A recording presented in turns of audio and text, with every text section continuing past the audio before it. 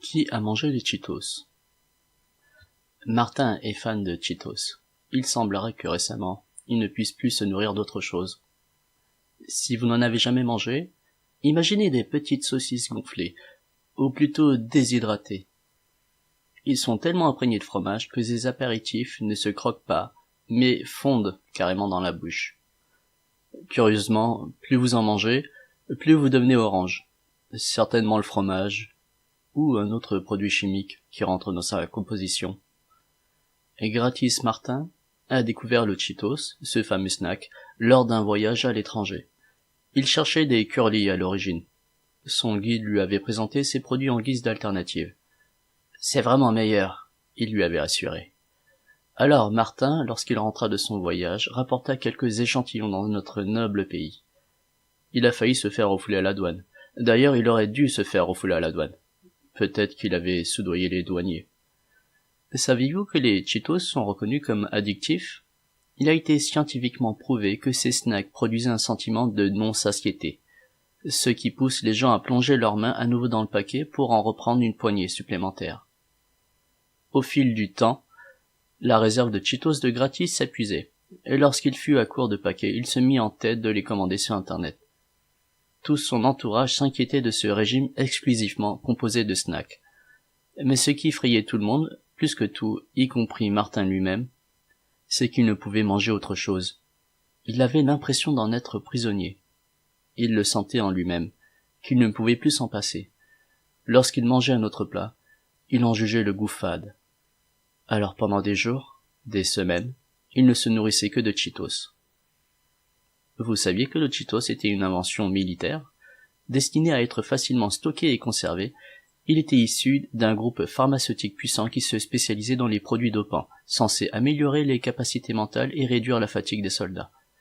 Être capable de se battre pendant 3 jours d'affilée sans dormir et sans manger donnerait l'avantage dans un conflit armé. Martin avait un chien et il prenait toujours le temps d'aller le promener. Une promenade le matin, puis le soir.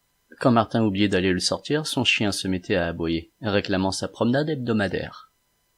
Depuis un moment, il aboyait sans cesse. Une fois le matin, puis une fois le soir.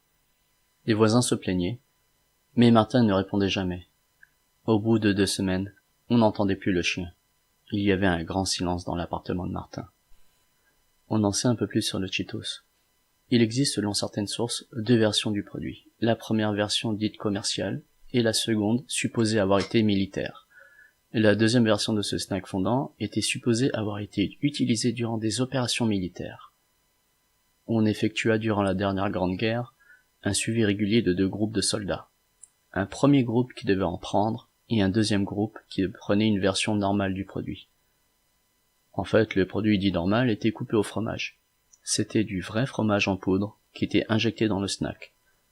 Quant à la version militaire, personne ne sait exactement ce qu'il y avait dedans.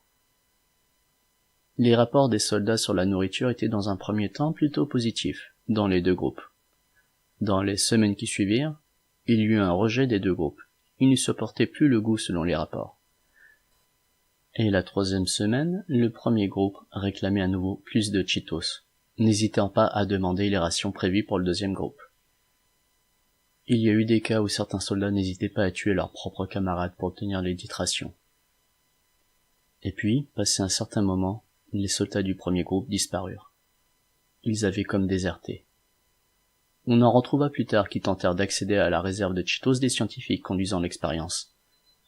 Et leur état avait accusé un grave changement physique. Au bout de 3 mois, suite à diverses plaintes pour une odeur particulièrement désagréable, et également pour le fait que le monsieur Gratis n'ait pas payé son loyer depuis un certain temps, il fut décidé de faire appel à la police. Les forces de l'ordre se présentèrent devant l'appartement et ce qui va suivre est un extrait du rapport de police. 15 heures.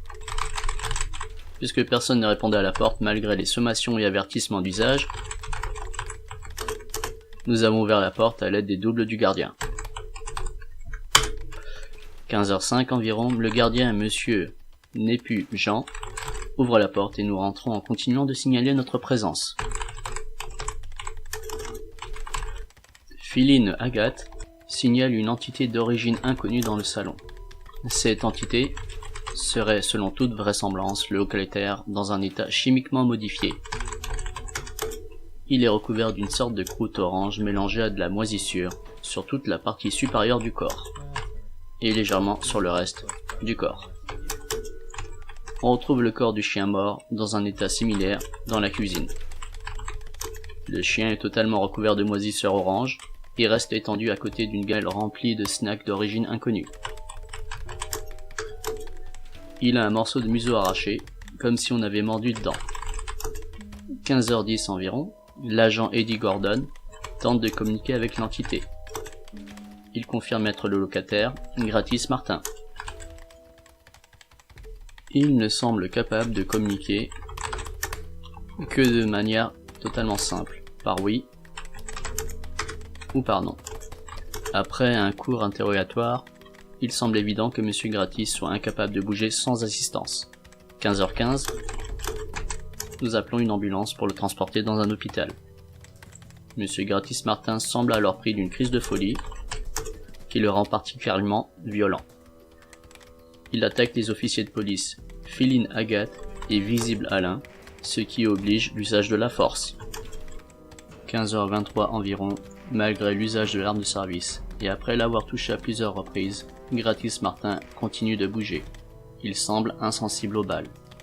Selon Gordon, des morceaux de peau tombés sous l'effet des tirs, mais une couche de mousse à moitié solide semblait dégouliner de ses blessures à chaque fois. Fin du rapport. Les soldats test, tout comme Gratis Martin, étaient devenus méconnaissables.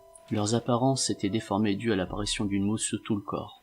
Cela ressemblait à de la moisissure, et cela donnait à l'hôte une pigmentation virant vers l'orange. Lorsqu'un des scientifiques demanda ce qu'il voulait, les soldats test répondirent « J'en veux plus en moi ». Pour les arrêter, l'armée dut déployer de grands moyens, et tentèrent d'étouffer l'affaire tant bien que mal. La totalité des soldats test et témoins ne rentrèrent jamais au pays à la fin de la guerre.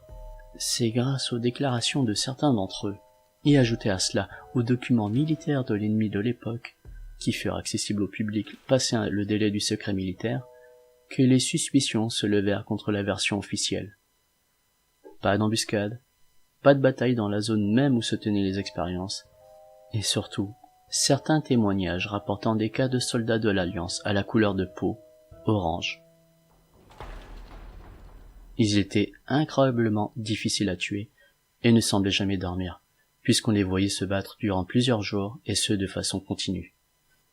L'État reconnaîtra plus tard avoir effectivement conduit des expériences durant une courte période de la guerre, cela dans le but d'augmenter l'efficacité des soldats, mais affirme y avoir mis fin très vite, lorsque les résultats furent jugés médiocres, voire catastrophiques.